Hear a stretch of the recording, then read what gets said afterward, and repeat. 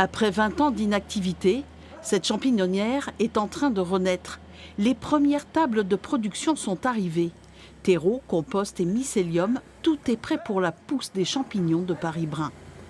On est dans des conditions quasi idéales là, sur cette salle pour que le champignon, enfin du moins le mycélium, se développe rapidement et puisse passer dans la deuxième phase de fructification. Il faudra attendre une quinzaine de jours pour voir les premiers champignons. 4 salariés surveillent attentivement leur croissance, tous d'anciens chômeurs longue durée comme Éric et Marie-Josée.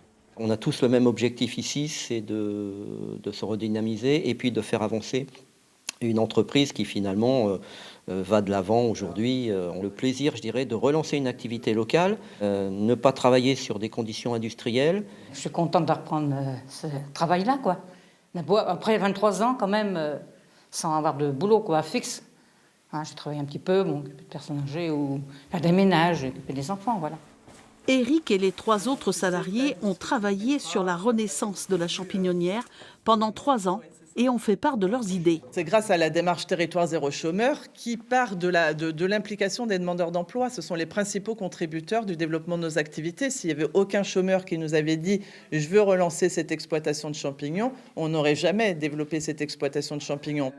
La municipalité s'est fortement impliquée dans le projet en rachetant la champignonnière. Nous allons avoir quelques salariés dans un premier temps.